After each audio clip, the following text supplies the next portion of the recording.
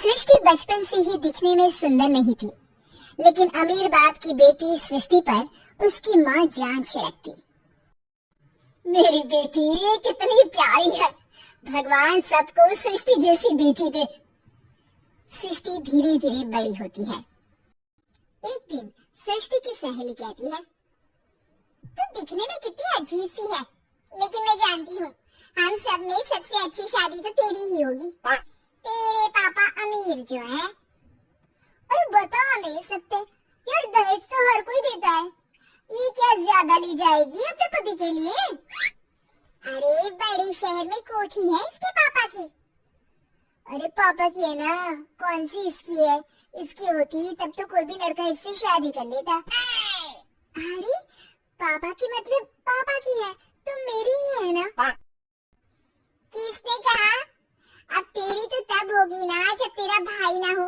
वैसे भी शादी के बाद सारी प्रॉपर्टी भाई के नाम होती है।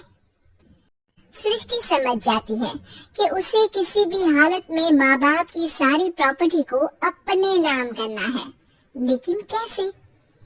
एक दिन सृष्टि का भाई शीनू कहता है, बहन क्या कर रही है? तुझसे एक बात करनी है।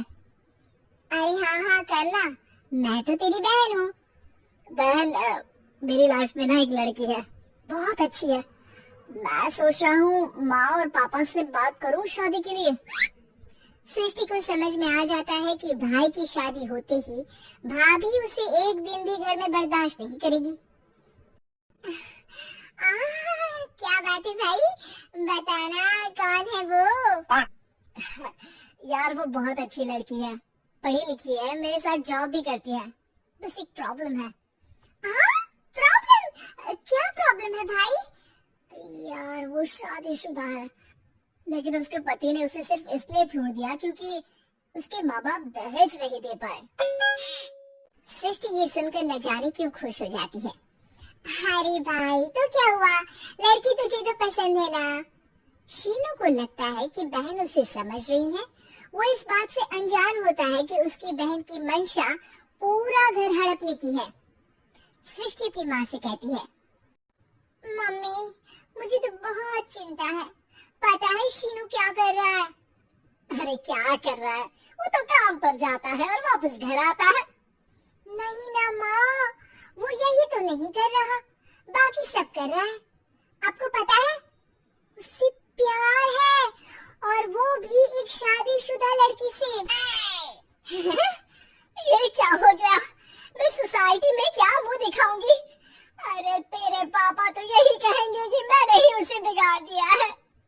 माँ देखो मेरी बात मानो, पापा पर भी विश्वास करने की जरूरत नहीं है। अब आप ही बताओ, पापा इतनी देर घर के बाहर रहते हैं क्यों? बोलो। अरे बेटा वो तो नौकरी करते हैं ना। तू बहुत भोली है माँ, पापा का ऑफिस तो 7 बजे खत्म हो जाता है, लेकिन देखो कितनी देर से आते हैं। अरे नहीं बेटा ऐसी कोई बात नहीं है। सृष्टि माँ को एक औरत से बात करते पिता की फोटो दिखाती है। देखो माँ कैसे है पापा, मैं ना कहती थी कि पापा सही नहीं है। मैं तेरे पापा से बात करूंगी, दे फोटो मुझे। ओ माँ वो तो डिलीट हो गई। लेकिन चल तूने तो देख लिया ना, पापा से बाद में बात कर लेना, और हाँ मेरा नाम बिल्कुल मत लेना। हाँ माँ। अब क्या था, सृष्टि की माँ और पिता के बीच झगड़ा होना शुरू हो जाता है। सृष्टि के मन में क्या चल रहा था कोई नहीं जानता था। एक दिन माँ सृष्टि के लिए एक लड़का देखा है, वो लोग शाम को उसे देखने आने वाले हैं। और हाँ माँ एक खुशखबरी, मैं और पापा मिलकर एक नया बिजनेस ट्राई कर रहे हैं। शाम को लड़का आता है, सांवले रंग का। सृष्टि को तो बिल्कुल भी पसंद नहीं आता। लड़की की माँ कहती है, लड़की का चेहरा तो कोई खास नहीं, लेकिन अगर मेरे बेटे को आप लोग सेटल कर दे तो मैं उसकी शादी आपकी बेटी से करवा दूं। सृष्टि को लड़का बिल्कुल पसंद नहीं था, उसे भाई पर गुस्सा आ जाता है।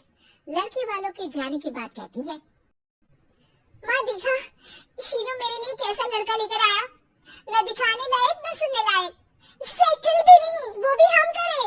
अरे माँ मैं जानती हूँ ये मेरी शादी एक ही सिटी घर में क्यों करवाना चाहता है? अरे कैसी बात कर रही है बहन, तूने तो देखा ना, लड़की को मैंने ही मना कर दिया तुझसे शादी के लिए। जिसने लड़का बताया था उसने उसकी बहुत तारीफ की थी। बात आई गई हो जाती है, लेकिन सृष्टि का मन शांत नहीं होता। क्या करूं, कुछ समझ में नहीं आ रहा। मेरी शादी हो गई तो ये लोग पूरी प्रॉपर्टी शीनू के नाम कर देंगे, मेरे हाथ तो कुछ लगेगा ही नहीं। तभी सृष्टि को आइडिया आता है। वो किसी वकील को फोन करती है। जी देखिए, अगर आपके मम्मी पापा का तलाक हो जाता है तो आपके पिता की आधी प्रॉपर्टी आपकी माँ के नाम हो जाएगी, फिर उसे वो किसी को भी दे सकती है। सृष्टि अब माँ को बेटे के खिलाफ कहती है। माँ, शीनू पर नजर रखा करो, वो जिस लड़की के प्यार में है ना वो शादीशुदा है। यहाँ आएगी, सारा पैसा रुपया जमीन जायदाद सब हड़प लेगी। पापा का भी हाल तुमसे छुपा नहीं है। ऐसा ना हो कि मैं और आप एक दिन सड़क पर भीख मांगे।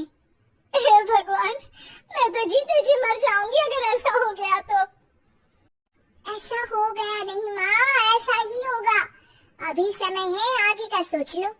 मैं तो कहती हूँ पापा से आधी प्रॉपर्टी लेकर अलग हो जाओ। पापा की आधी प्रॉपर्टी भी हम लोगों को अगर मिल जाती है ना तो अगले 7 जन्म सफल समझो। बेचारी माँ बेटी के कहने पर पति से तलाक लेकर अलग हो जाती है।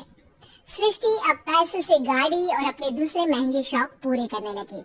उसके दोस्त भी उसके पैसे इस्तेमाल करते। सृष्टि, कल तुम कहाँ थी? मैं सारा दिन घर पर अकेली थी। तो मैं क्या करूं? मैंने ठेका तो नहीं लिया ना तुम्हें संभालने का। माँ को सृष्टि से ये उम्मीद नहीं थी। वो बैठकर रोने लगती है। वहीं उसका पति यानी कि सृष्टि के पिता आ जाते हैं। मैं जानता था कि तुम्हारा यही हाल होगा, तो आपने मुझे रोका क्यों नहीं? मैं रोकता तो तुम रुकती क्या? सृष्टि के कहने पर तुमने मुझ पर अपने बेटे पर शक किया, लेकिन तुम ये भूल गई कि कैसे हम दोनों ने मिलकर जीवन में इतना सब खड़ा किया। माँ पति के गले लग जाती है। मुझे माफ कर दीजिए, मैंने आपकी कमाई का एक बड़ा हिस्सा गवा दिया। कोई बात नहीं, तुम साथ हो तो मैं ऐसी 7 प्रॉपर्टी खड़ी कर दूंगा। तभी वहाँ सृष्टि आ जाती है रोते हुए।